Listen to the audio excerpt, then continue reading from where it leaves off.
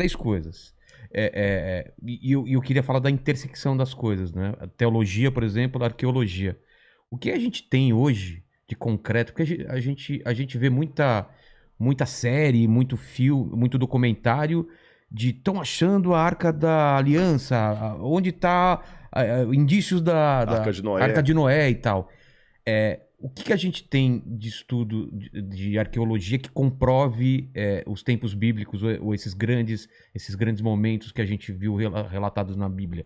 Porque tem uma linha tem pessoas que acham que é tudo metáfora, é tudo histórias que significam outra coisa, e tem uma linha que fala, não, muito daquelas coisas realmente aconteceram. As pragas do Egito, o dilúvio, e tem gente procurando essas evidências. Em que pé que a gente tá?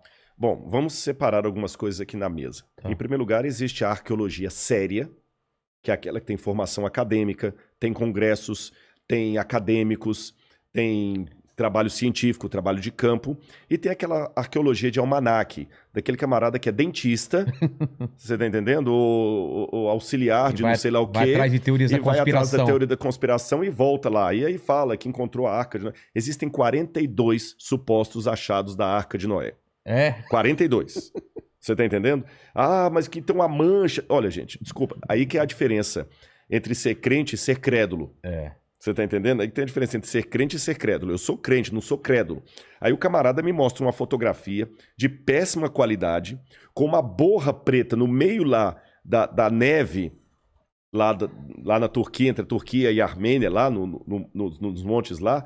Olha, tá vendo aqui, olha? É no formato formato da arca. E o cara vem com um desenzinho de computador, ainda faz assim, pô, cara, tá aqui debaixo da neve. Você foi lá? Não, mas... Ou então aquelas histórias assim, porque um cara da NASA descobriu. Então, olha, vamos varrer tudo isso pro lixo. Por exemplo, o que eu já escutei, não sei se é verdade, que a Arca da Aliança estaria sendo guardada na Etiópia em segredo. Pois é. Já ouviu essa história também, já na Etiópia? Não, claro. Na verdade, o que tem de verdadeiro e falso em tudo isso? Tem 10% de verdade e 90% de falso. Tem um pouco de verdade? O que é o ponto de verdade? Não em relação à arca propriamente dita, mas em relação a uma história que liga os etíopes aos judeus. Tá. Porque, de fato, existem exames até de DNA que comprovaram que há muitos etíopes que são judeus. São descendentes? Descendentes da rainha de Sabá com Salomão. Tanto é que o Estado de Israel reconhece esses etíopes e dá cidadania israelense para eles. Tem até um filme, eu estou tentando lembrar agora o nome, que a Mossad vai até recuperar alguns desses etíopes e levá-los, tirar do país, lá até entra em Ruanda com o Idi Amin Dada, fazer uma negociação com ele, para recuperar esses etíopes e levar, que eles estavam sendo ameaçados de morte, estavam sendo mortos por antissemitas, e levaram para Israel. E tem muito etíope lá, judeu de sangue etíope, negro, mais negro do que eu até, no exército lá, israelense e tudo mais. Então isso é verdade. Agora eu falei, isso é os 10%. 90% de erro. Aí começa agora uma longa lenda que o rei Salomão estava lá com a rainha de Sabá. Quando ela foi embora, ela tinha um filho com ele, e o rei Salomão resolveu dar de presente para o filho uma réplica da Arca da Aliança. Aí, só que o menininho era muito esperto, trocou a réplica pela original e levou a original para a Etiópia, onde ficou guardada. Só que isso tudo é fantasia, nós não temos nada a respeito disso. O que nós temos? Até a Bíblia não fala como é que a arca desapareceu. É uma inferência. Eu estou falando da Arca da Aliança, onde estão os 10 mandamentos. Aquela ela descreve com detalhes. Com detalhes, absurdos, sim, né, os anjos, exatamente. Eu tô falando querubins. Eu tô falando daquela que o Indiana Jones encontrou. Aquela ali. Aquela lá. Caçadores da Arca Perdida. Aí o que acontece? Quando Nabucodonosor, em 587 a.C., ou antes da Era Comum, como os judeus preferem dizer, quando Nabucodonosor destruiu Jerusalém e o templo, ele levou instrumentos do templo para a terra de Sinar. Isso era comum, tá certo? Eu venho cá, domino você, eu vou pegar os seus deuses. Saqueia. E a arca desaparece do cenário, não se fala mais nela. Quando os judeus reconstroem o templo, na época de Zorobabel, e esse templo, até o templo que Jesus vai conhecer, não havia mais a arca lá dentro. Até o livro de Macabeus, que é um livro deuterocanônico, fala que mãos piedosas, entre elas Jeremias, esconderam a arca.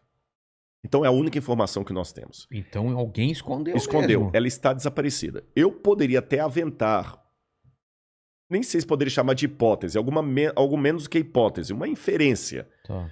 Que essa arca, se for assim mesmo, se ela desapareceu na época de Nabucodonosor para ela não ser levada para a Babilônia, ela talvez estaria debaixo do Templo Monte. Quem vê uma foto de Jerusalém, tem aquela cúpula dourada, ali era o lugar do templo. Ela pode estar ali debaixo. Aí você fala, pô, por que não vai lá e escava? Pô, que eu não quero proclamar a Terceira Guerra Mundial. Exatamente. Só isso. O lugar é sagrado para os muçulmanos. De onde Maomé foi assunto ao paraíso. Treta. Não pode. Você entendeu? Eu, de certa forma, escavei o Templo Monte. Ei. Mas como? Eu vou revelar aqui. Houve uma colher, né? Não, foi, mas é que tem... E a minha esposa também, ela participou disso comigo. Os próprios administradores do Templo Monte ali, que são árabes, jordanianos, eles começaram a fazer uma reforma estrutural lá na Mesquita de Al-Aqsa e também no Domo da Rocha, clandestino. E eles tiravam caminhões e caminhões de entulho dali de madrugada. E levavam esse entulho e jogavam lá perto do Monte Scopus, lá perto da Universidade Hebraica. Um universitário, para fazer jus aqui ao mandíbula. Ao mandíbula. Olha a importância do universitário, viu? O nome que aparece é do doutor lá, mas o universitário que ajudou. Ele passou, estudante de arqueologia, falou, pô, caramba, tá tirando de lá, jogando aqui. Conversou com Gabriel Barcai, que é um professor aposentado da Universidade Hebraica. O cara foi lá e falou, pô, já que eu não posso escavar lá, mas ninguém impede de peneirar aqui.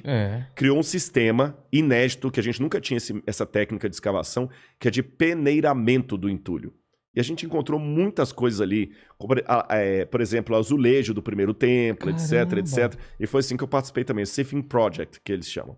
Ainda está em curso ainda. Mas, até agora, nada da arca. Mas os árabes estão escavando, então? Não. Foi uma reforma. Uma reforma clandestina. Escavaram, mas não com fins arqueológicos. Ah, entendi. Você entendeu? É como se você vai abrir uma vala aqui, tira a terra e joga lá. Pô, o Vilela não deixou escavar na casa dele, mas tirou a terra e na terra tinha selos, selo do rei Ezequias, encontraram muitas moedas romanas. Então, muita coisa foi encontrada. Mas, separando ainda naquela que eu falei, a arqueologia séria não tem nada a ver com esse sensacionalismo, tá bom? E para explicar, dar até alguns exemplos para você, eu tenho que fazer duas advertências aqui para todo mundo que está assistindo a gente. Tá. Em primeiro lugar, a pior estupidez que alguém pode falar, seja ele crente ou descrente, é falar a arqueologia comprova a Bíblia. Não é papel da arqueologia fazer isso. Por uma coisa muito simples, já iniciada por Francis Bacon e sistematizada por Stuart Mill. Método científico. Tá bom? O método científico, ele tem as suas delimitações e a sua objetividade. Eu não posso usar o mesmo método científico para objetivos diferentes. Por exemplo, o método científico usado para descobrir uma vacina para o Covid não é o mesmo método científico utilizado para poder descobrir qual material de construção civil é mais resistente à deteriorização. Não é o mesmo método científico que eu vou usar numa tese de doutorado em filosofia clássica. Tá certo? São métodos diferentes. Então, se eu estou estudando Freud e a psicanálise, eu vou usar um método. Se eu estou usando estruturas em construção de engenharia civil, é outro método. Se eu estou estudando parasitose, vou dar um exemplo, outro método. Um exemplo real. Quer que abra? Quero. Aqui, vamos ver se eu vou conseguir. Não vai explodir isso aqui, assim, né? Aba assim, plaque. Plaque.